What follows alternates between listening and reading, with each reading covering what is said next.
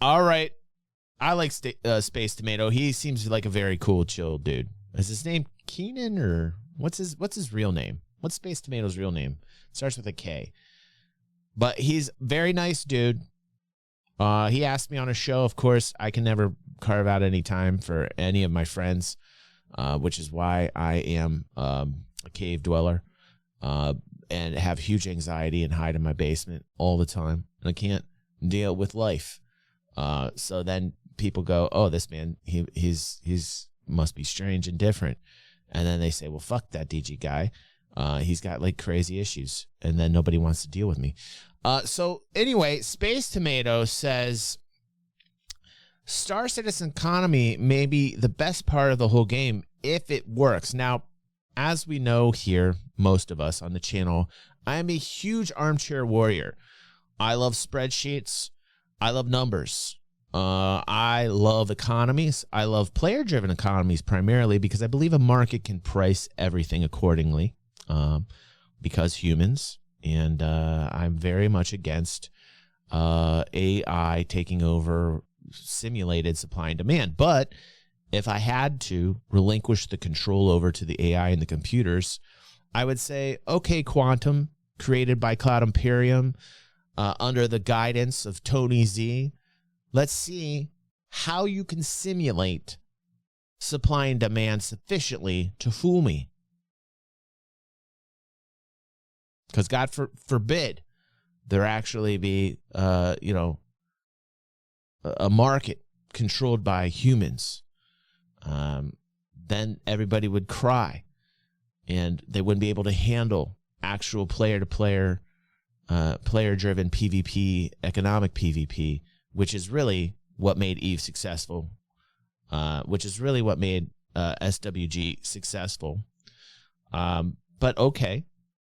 Let's see what we can do here. And let's see how accurate Space Tomato is about what Quantum's going to give us, or if he has any new information that I am not aware of.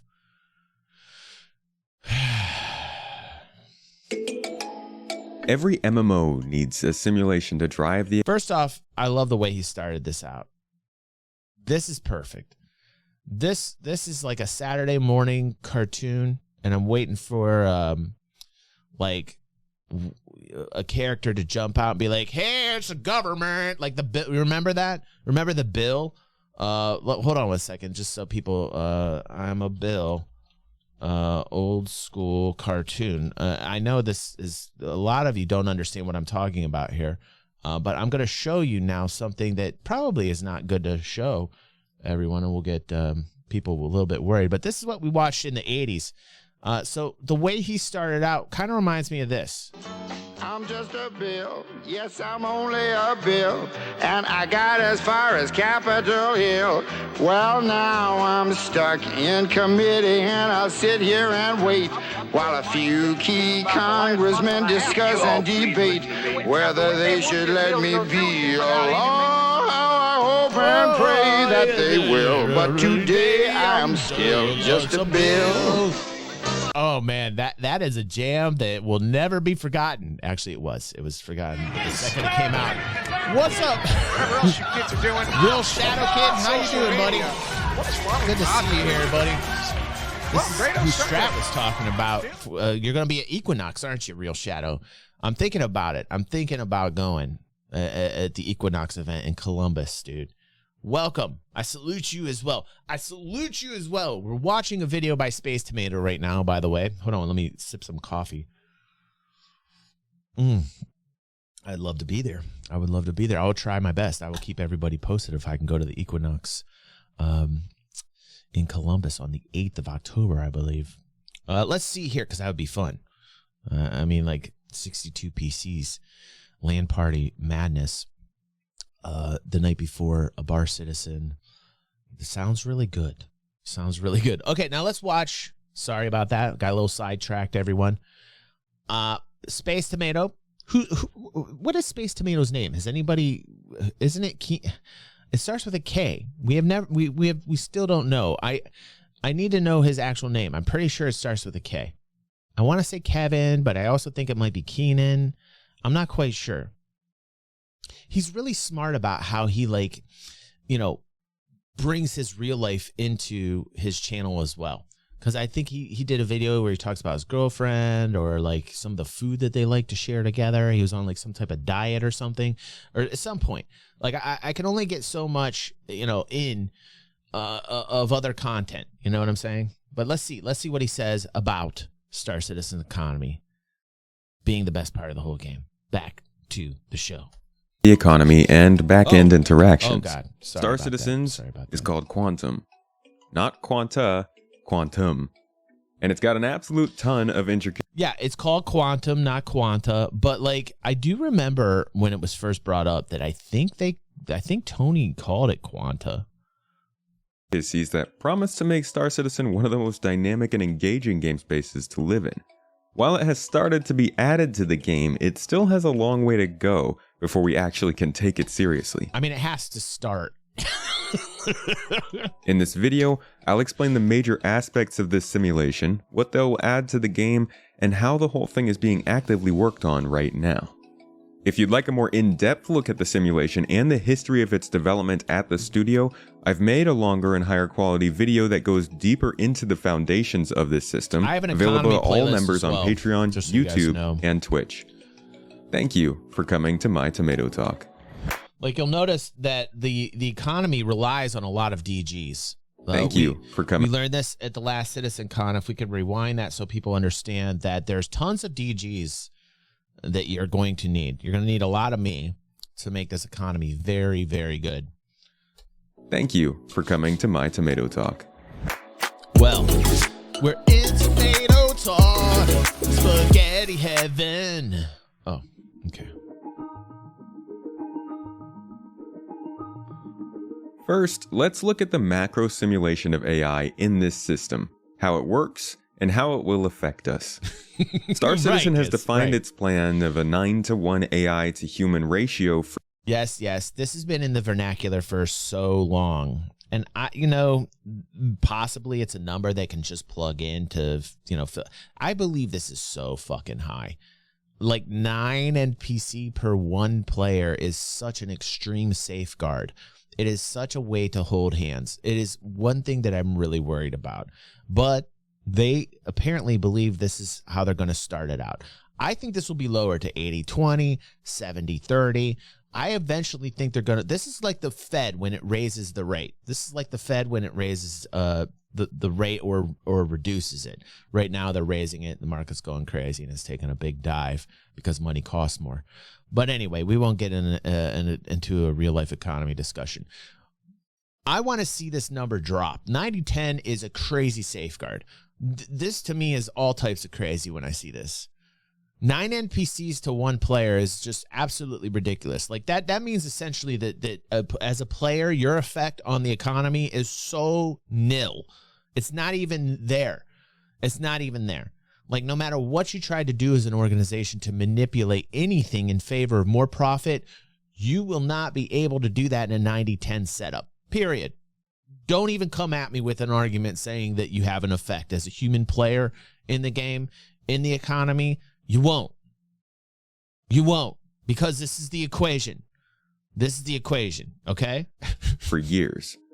This doesn't mean you will see 9 characters for every player you encounter. Oh, shit.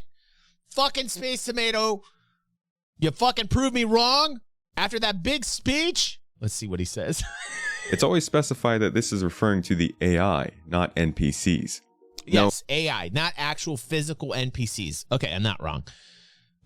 So what he's saying is they're not all going to be physicalized in NPC format. They're going to be in the algo. So the formula still stands 90-10. This number is key because it is indicative of the simulation. Right. Most of our encounters with this game, between refueling, shopping, fighting, mining, and more, will directly involve an AI. Right, which is why people get pissed at me because I speak in shorthand. Because then people go, oh, see, you don't know what you're talking about, DG. And it's like, yes, I do. It might not be exactly 90%, but you get the idea. Describe a little Humans bit are a small more. part of this game. Yes, very But small. when you consider that there are many AI able to simulate... That's an understatement, actually. It's very, very small. That was a severe understatement. it's infinitesimally small. Let's just take this apart real quick here. Okay. At your maximum efficiency as a human being, if you all banded together, right, you still have only a 10% effect on the economy. And that's if you all band together as a human species to fight the dreaded 90% AI, you would only have a 10% effect, meaning that you would need a hell of a lot of Viagra to do something. Or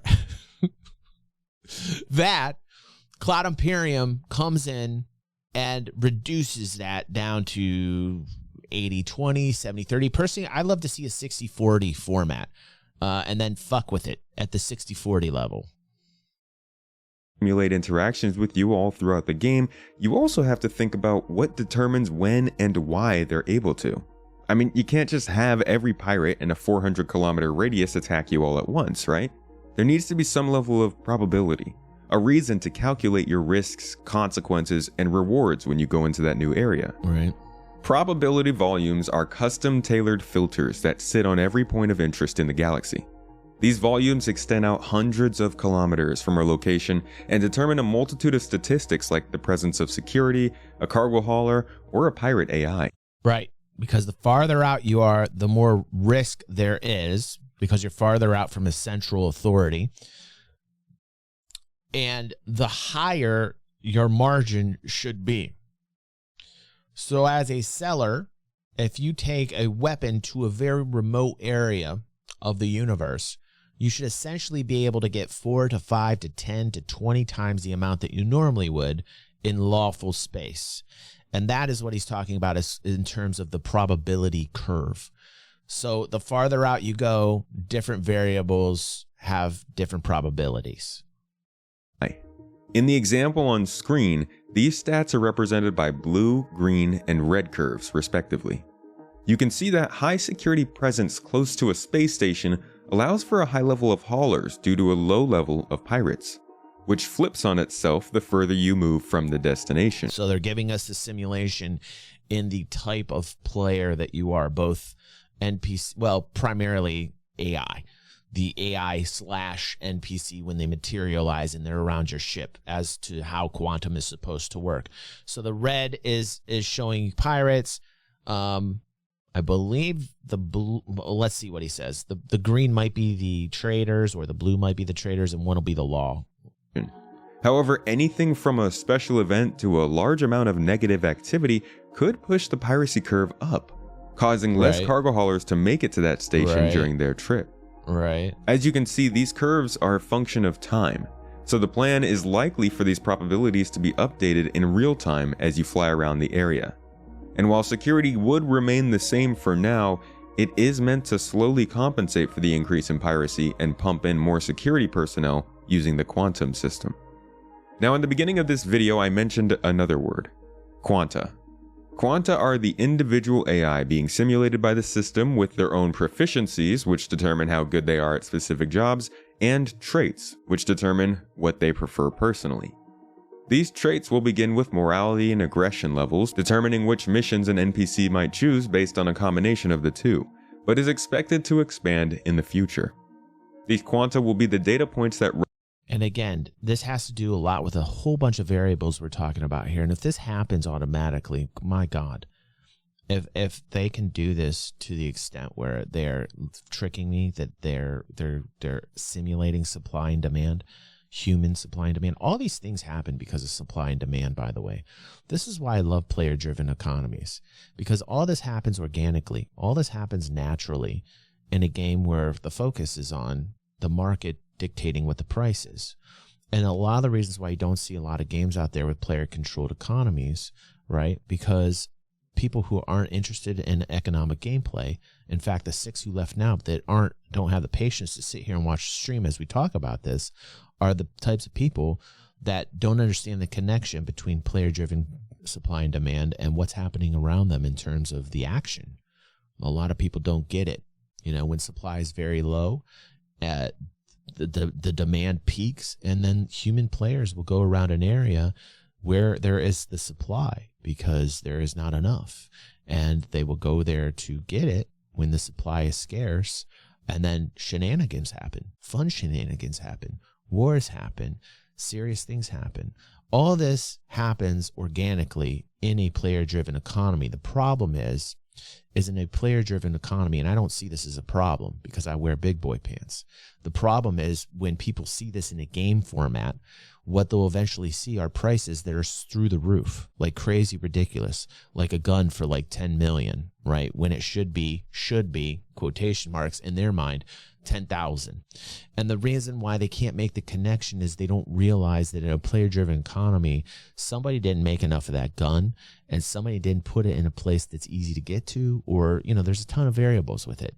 But that lack of supply brings about tons of player interaction. And that is really where the fun's at. And all of this shit can really happen organically. But the problem is people don't have the ability to look at the connections.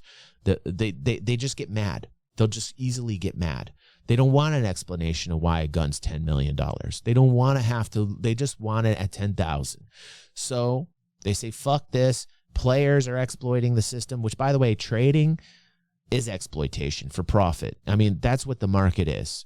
And there's counterbalances to that, and that's other people that speculate and try and take the price wherever they want it to go. And so there's a war on the price every single day. It's beautiful. Try looking at it. It's the stock market. It's cryptocurrencies. It's, you know, like it's digital assets. It's like there is a fight going on around us all over the place for what people believe to be the value of something. That is the price. And it's based upon speculation, and it's based upon real life variables. It's scarcity. There's so many variables, and this is all done by human beings. Okay, yes, there's AI involved, but people are plugging in prices into AI, saying, okay, these are things that we want. Microtransactions happen all the time in the stock market, like 0.00001s of pennies, where brokerage accounts are just continually making money on transaction fees. There's so much that happens in the AI world. Quant funds, okay, using crazy algorithms to, you know, scalp pennies. You know, there's a whole bunch of AI that is involved in the real world as well. But when it comes down to it, at the end of the day, it does have to do a lot with humanity, speculation, fear, greed, these things that make a market fun, dynamic, diverse. These things that we do as humans, because supply and demand is a very real thing. So, you know, I'm worried. I'm worried about quantum. I really am. Run throughout the system, paying attention to things like the economy, activity areas, risk, and more. So probability volumes will define AI interactions around locations, and quanta will assist in mission assignment and the underlying economic structure of the game. But not all of these AI can be rendered all the time, nor do they need to be. In fact, probability volume AI will be deleted as soon as the event they are spawned for is over. But quanta are another story. In order to optimize all of this activity in the background going on in the star system that you're in, the studio has developed a method by which AI will exist and persist dynamically based on player presence in the background, while also being able to be physicalized and rendered for all of the animations and other things that a normal NPC would do in the game. Great, that way we can see our NPC overlords.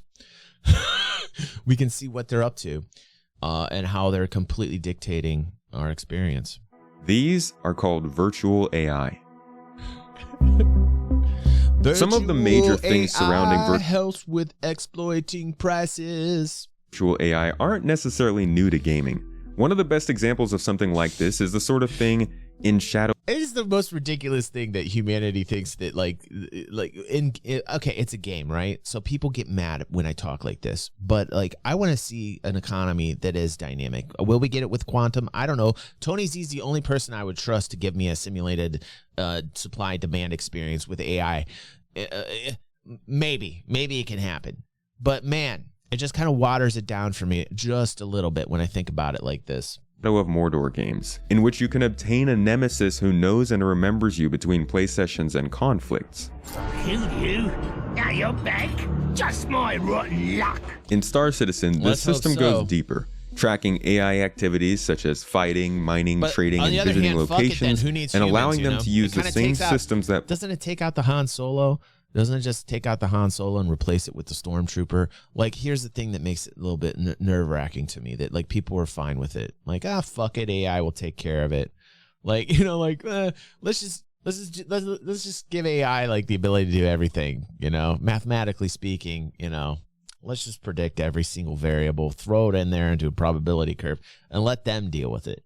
let's not be part of. We'll only be 10% involved. Players do, like ATC, trade terminals, and bars. These virtual AI can develop reputations in-game, create relationships that affect the way your organizations respond to them, and overall develop their own life and persona in the verse.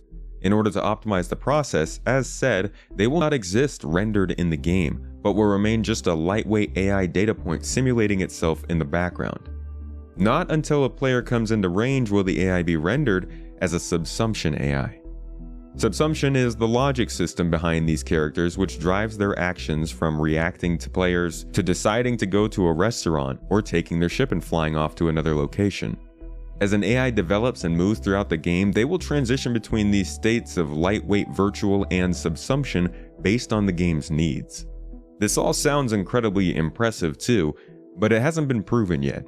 In fact, the whole quantum system has only recently begun to be added. The first real reveal of the virtual AI system, though, we'll be getting as the new version of the bounty hunting profession. So let's talk about that and what it will include.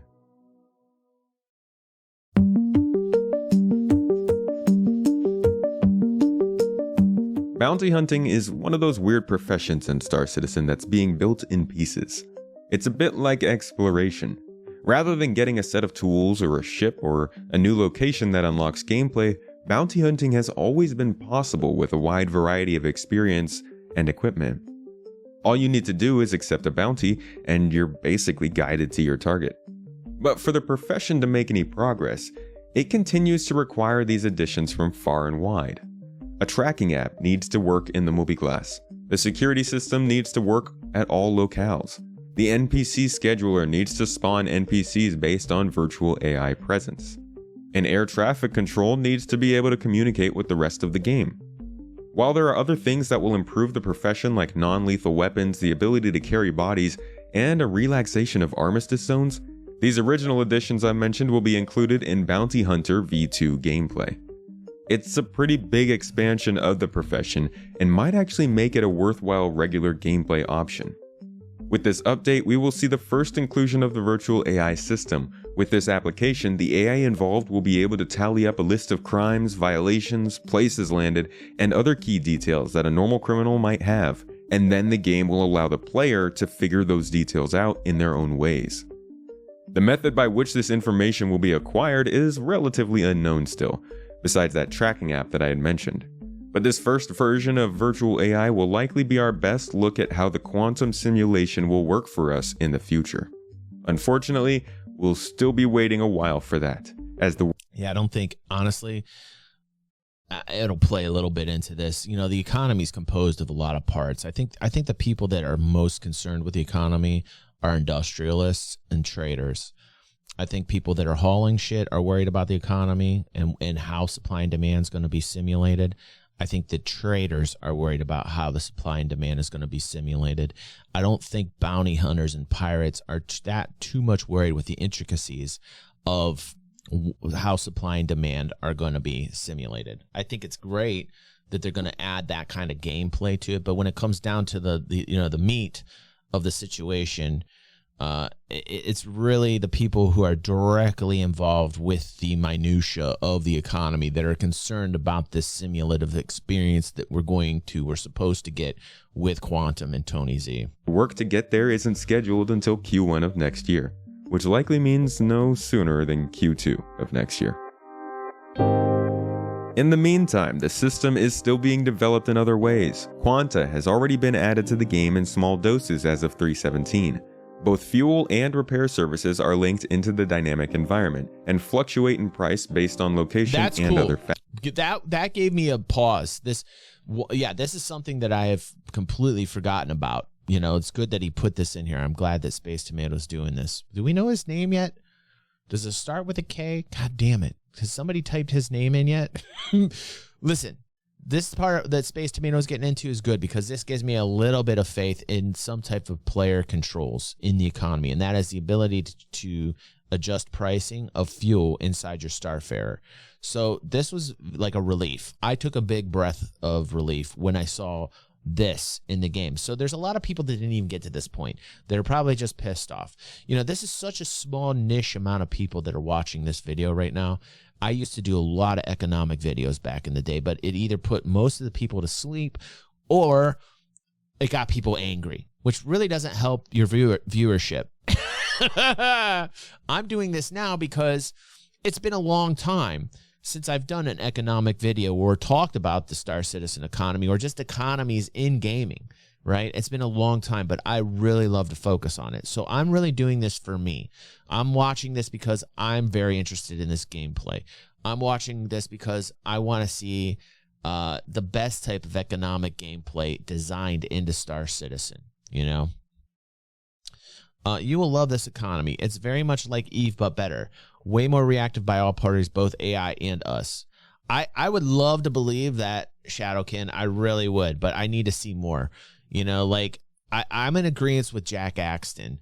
Like, the economy and what we want it to be, right? And how good we want it versus what we have. You know, and I understand we're in alpha right now, but really it's still baby. I'd call it maybe 1.0, tier 1. I'd say we have like a tier 1 economy, maybe, you know? But hey, player to player economy will be separate from player to environment, quanta or quantum. Yeah, maybe. I think they'll be joined fingers. I mean, in a way, I think that you can't like separate them completely. I think they'll be merged actually, because the numbers, it's just that your numbers won't matter. Like, the activities that you do are going to be the same as the AI and the NPC. It's just that what you do does not have an effect because you're such a small portion of the equation. I already know this. I spoke to Tony. A number of people at SIG, says Real Shadowkin. They are super passionate about getting this right. Good. Yes, good. There's another fellow there. I can't remember his name. We did a piece on him. Who's working with Tony, and he's in the economic team. God, I can't remember his name, but he seems fairly bright. Right now, it is interesting to see the entry of refueling and this gameplay and being able to adjust pricing. That makes me feel good. So my whole point is like, this makes me feel better. This did give me a sigh of relief. When I saw the ability to adjust pricing human manually, it did give me a little breath of fresh air. You know, it was nice. Oh, that's awesome. Shadowkin says, I'm like you. Huge economy person. I like business. Awesome, dude. Awesome. Can we get some applause for Shadowkin on that? I mean, it is so important to have a good economy in a game. It is so very important. I would say it's the backbone of any good game is the economic gameplay because it helps player retention. If the economic gameplay is fun, in addition, in the evolution to the economic gameplay being land ownership, right? That would be another reason for high player retention. But the area, in so much as so far as the supply and demand economy, if it's truly representing a vibrant live economy and it gives you fun economic gameplay, I would say that is the backbone of a gaming. That could be the backbone of a large player base, backbone retention in the game. Like I think that would be like, okay, this is fun to play economically speaking. I like the economic gameplay. You know, if you are an armchair warrior and you sit down every day to get involved in the economy, I'd say that's a win. And I'd say you'd have a very stable portion of the gamer community representing a large percentage of gamers who will continually come back every single day. Whew. That's so important. That's so important to the success of this game, and I can't overstate that enough because it's very understated. Like, not a lot of people talk about the economies in any game for the very reasons I said. A lot of people just don't have the stamina. A lot of people aren't interested in it. they just want to pew pew and boom. And trust me, I love that shit too. I love the PvP. I love the pirate it up.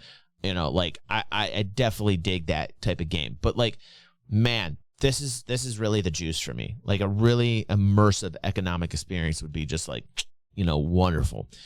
And Real Shadowkin finishes by saying it will drive the game for many, many years. Yes, I hope that it does. I really hope that it does. I'm hoping for that.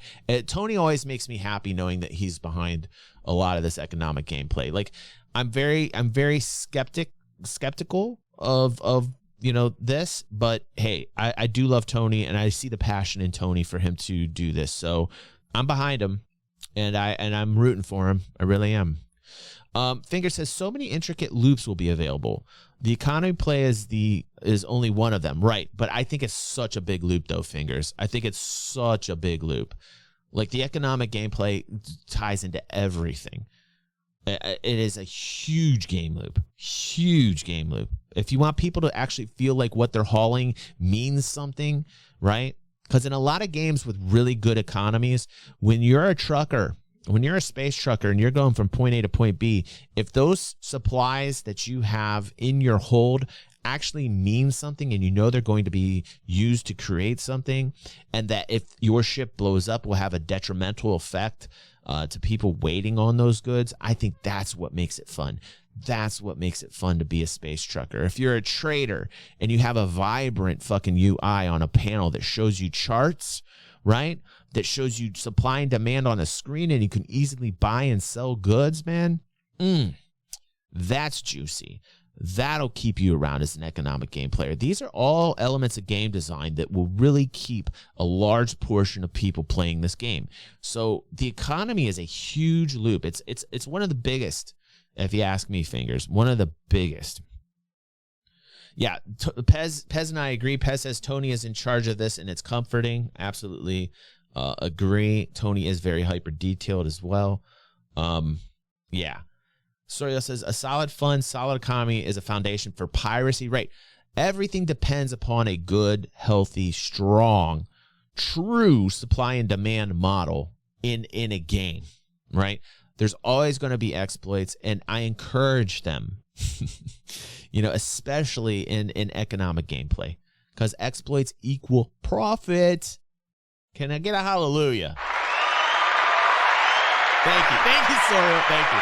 Sorio understands what I'm saying, and this is why, like, this is what scares me about Quantum, because it's going to give us a simulative supply-demand experience, and when you take the player out, right? I feel like it's like you're designing to the people who are crying, who don't know anything about a market, where markets dictate value based upon speculation and variables, and very human emotions, fear and greed, and it's beautiful. It's beautiful. Factors. It's not very noticeable as there are no commodities or actual trading involved, but this first edition seems to be mainly testing with these features and environmental missions. Besides that, the progress tracker gives us insight into scheduled tasks for these features. However, we shouldn't assume these diagrams indicate release times. For that, I would say that looked like what? That looked like end of 2022, 2023. Just keeping up with the monthly progress reports that I cover every month on this channel. What we can see here is that dynamic population, the NPC scheduler, probability volumes, the full quantum simulation, and virtual AI service are all seeing or have seen work this year. So we can probably expect to hear some form of update later this year. Yeah, we need a big one, because a lot of people have been waiting a very long time for it. While this video goes over the planned simulation, you can find an even deeper look at the inner workings, the history of the development and future plans of the entire economy in Star Citizen, including a look at how factories will be set up by players, economic nodes will develop over time, and a deeper look into the full quantum system, either by becoming a YouTube channel member down below. Oh, okay, he's shilling his channel now. Good on you, SpaceTomato. Shill your channel, buddy.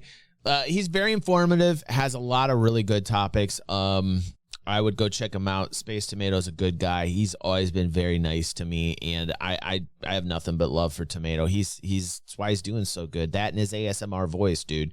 I mean, like, really, you can be hypnotized by Tomato's voice without even realizing what the fuck he's saying.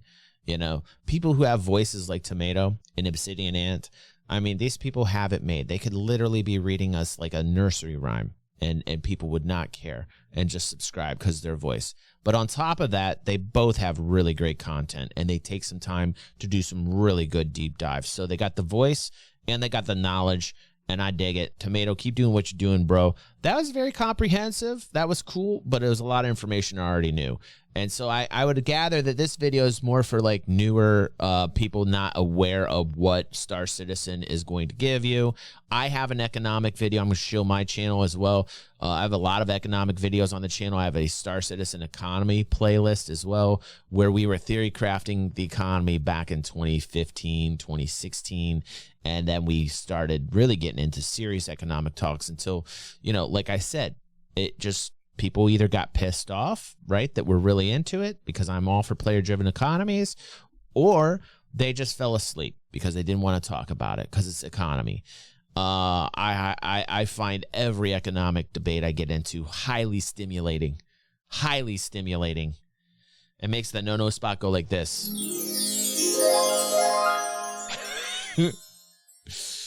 It really does. It really does. So anyway, let's get back to the show.